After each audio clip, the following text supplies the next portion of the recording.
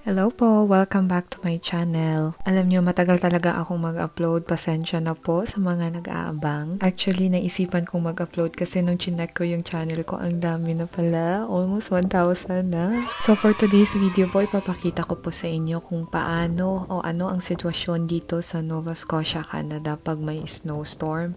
Kaka-out ko lang po sa work. Galing akong night shift. So 7 a.m. ito. Ang dilim pa din, no? Ang lakas at kasagsagan ito ng snowstorm. Sa sobrang lakas at pang 3 days na ata to na storm, medyo nahihirapan talaga yung mga na-assign na mag-plow. Pinaprioritize kasi nila yung mga highways at yung city dahil importante ito para makapasok ang lahat sa trabaho.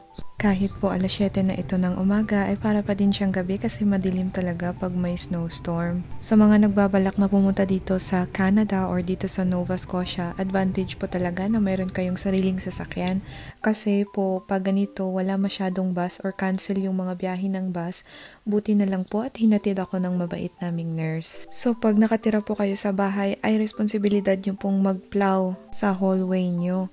Ang pinaplow lang po ng mga naka-assign by the government is yung mga kalsada at sidewalks. Sa ngayon po ay hindi nyo makikita yung daanan or kalsada dito kasi hindi pa po ito inuuna na ma-plow.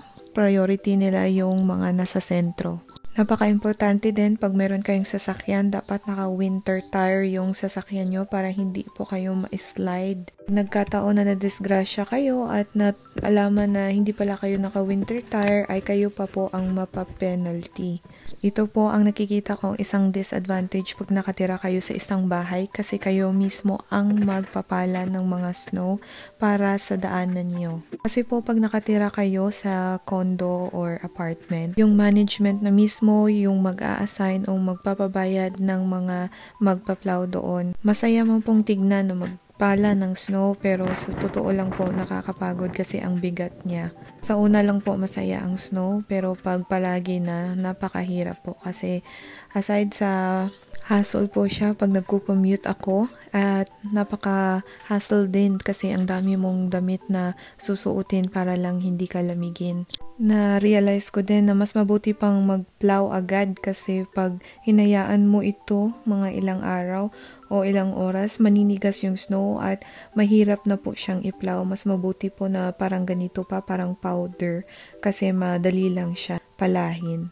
Hindi naman po palagi yung snowstorm. Simula po nang nag-start yung winter, pangalawang snowstorm pa yata to at ito naman yung pinakalala sa dalawa. Kahit po mag-snowstorm dito ay patuloy pa rin ang trabaho kasi parang normal na din dito sa kanila yung snowstorm eh. Pero ang alam ko ay kinakancel yung klase ng mga bata.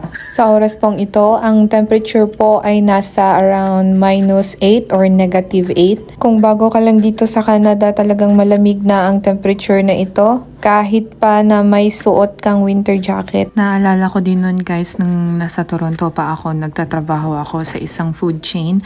Ang sabi ng employer ko na mahirap talagang makahanap ng trabaho during winter kasi hindi sila masyadong nag-hire. So sa mga nagbabalak na pumunta dito sa Canada ay huwag kayong pumunta dito during winter unless meron na kayong na-secure na job. Pero if dito pa kayo maghahanap ay sa ibang season na lang kayo pumunta dito para less hassle. Mahirap talaga dito guys sa Canada pag wala kang trabaho around 1 or 2 weeks nang nagdaan simula nang dumating ka.